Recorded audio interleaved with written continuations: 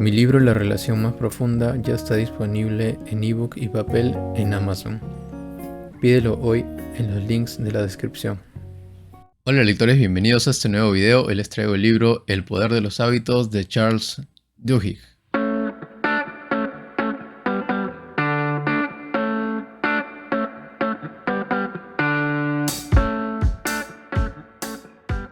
Antes de empezar este video te pido que le des like y te suscribas porque esto ayuda a que el video se vea por muchas más personas y que más personas puedan ver también esta información tan valiosa. Dicho esto, gracias y empezamos con el review.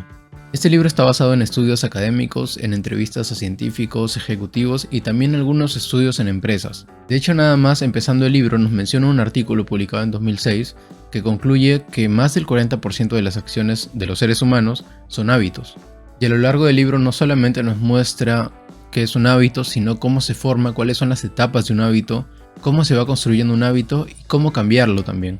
El libro tiene 3 partes. En la primera habla acerca de los hábitos de los individuos, en la segunda habla de los hábitos en las empresas o en las organizaciones, y en el tercero nos habla ya de los hábitos en la sociedad.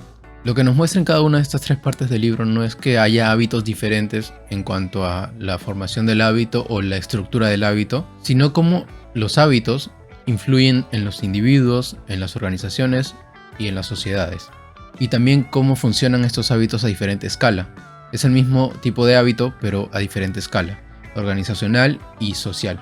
La primera parte nos muestra los hábitos de manera que podamos entender bien cómo funciona, en qué parte de nuestro cerebro está el centro de los hábitos, por qué se generan los hábitos y también cómo podemos cambiarlos. Primero debemos entender que los hábitos se generan porque el cerebro está buscando reducir el consumo de energía. Está siempre buscando esforzarse menos. Entonces hace que ciertas actividades que realizamos se vuelvan automáticas.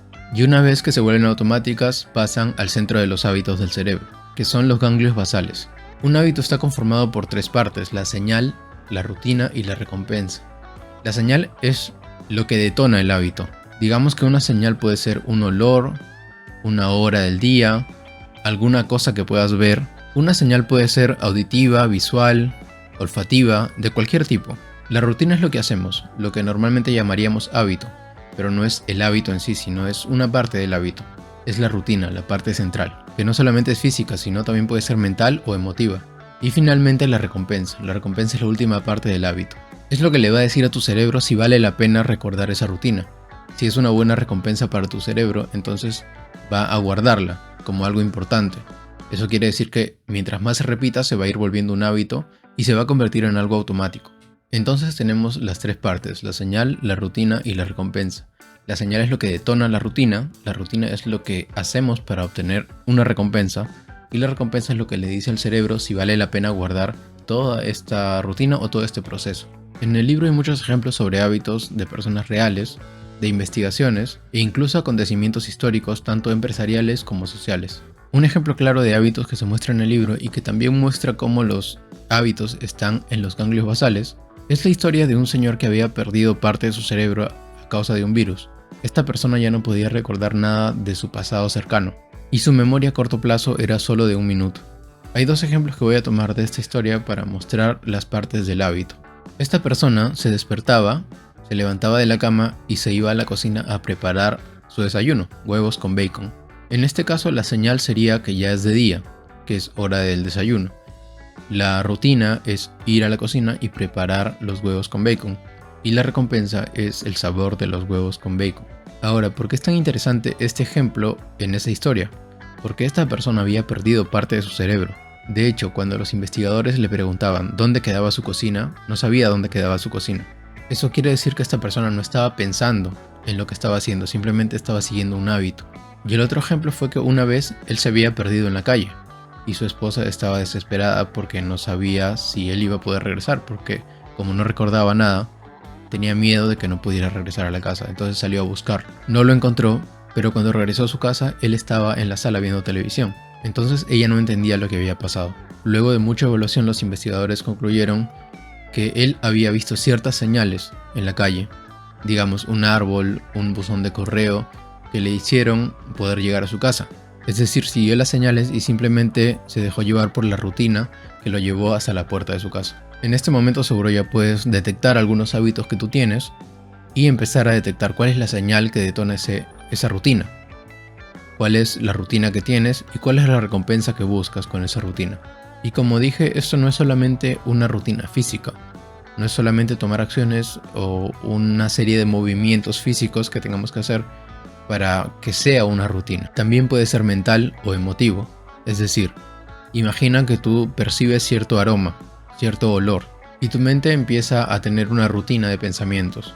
O sucede algo en tu vida que haya sido muy frecuente antes y que haya tenido cierta reacción en tu mente, como pensamientos e incluso emociones.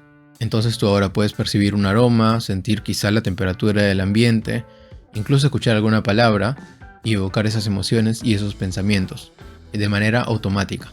También puede ser que hayas reconocido alguna de estas situaciones en tu vida. Entonces, ¿cómo se forma un hábito? ¿Cómo se establece el hábito como hábito?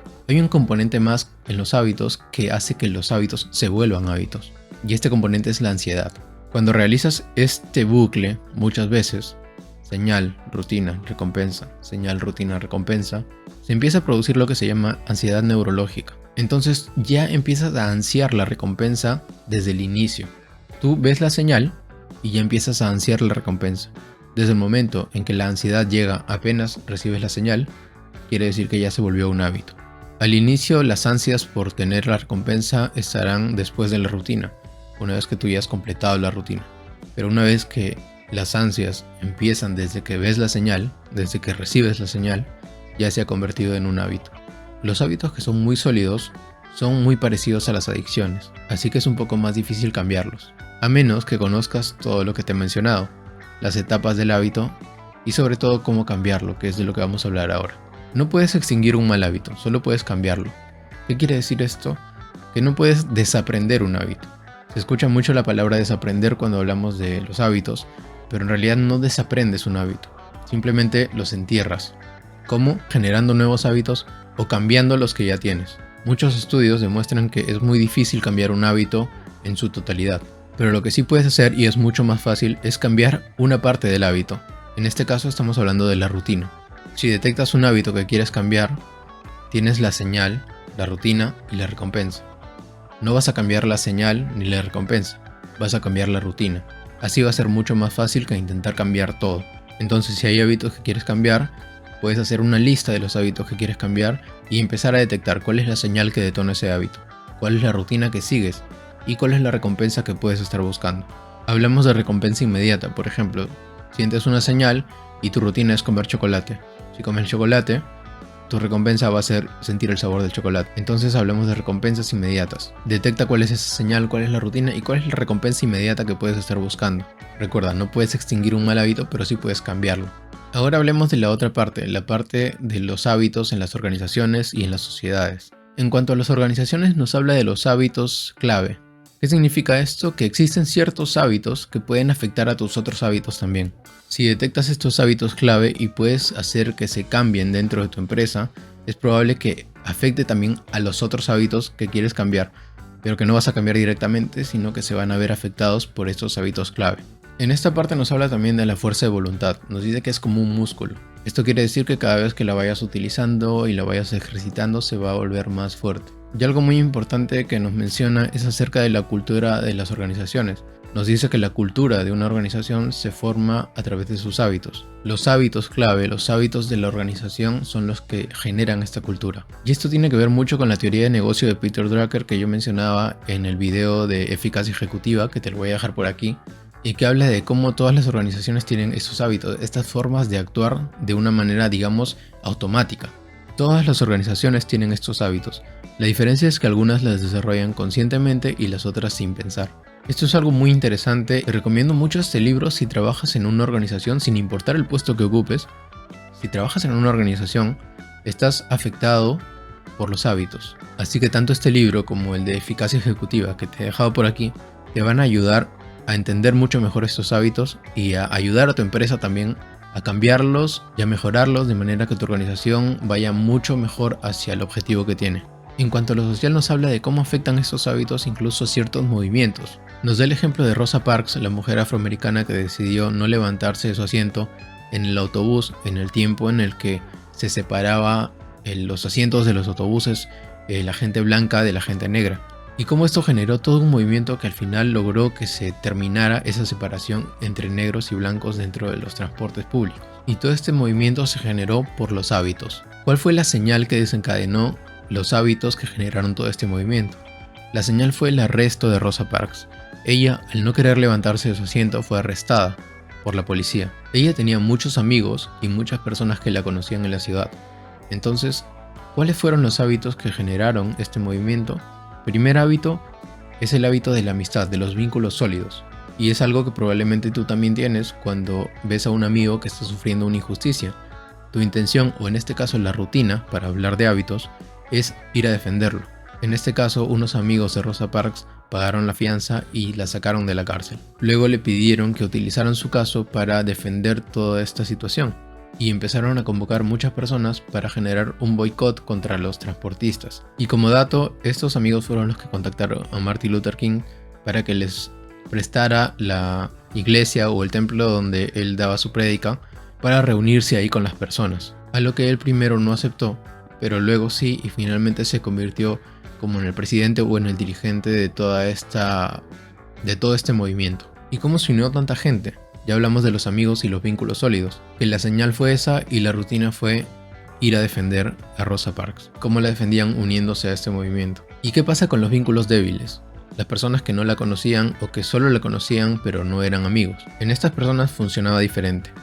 Las personas pensaban que si no se unían al movimiento, quizá iban a ser rechazados por las personas que estaban ahí por no unirse al movimiento. Entonces, aunque la recompensa era distinta por el tipo de vínculo que tenían con Rosa Parks, la rutina fue la misma: intentar defender a alguien, aunque no la conozca o aunque no sea una amiga mía, para luego seguir teniendo, digamos, la aprobación de la sociedad negra en este caso. Estos son solo algunos ejemplos de cómo funcionan los hábitos en las organizaciones, en la sociedad, pero el libro está lleno de muchos ejemplos y muchas historias que seguro te van a gustar mucho.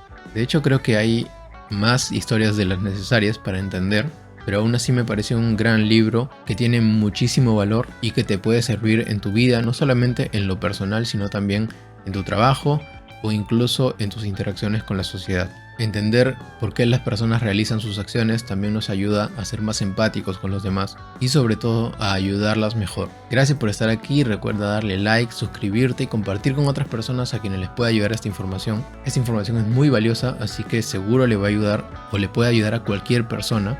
Así que si puedes pasárselo a tus amigos, compartirlo en tus redes sociales, estaría genial y te lo agradecería muchísimo. Gracias por estar aquí, es un gusto compartir estas lecturas contigo y nos vemos en el siguiente video.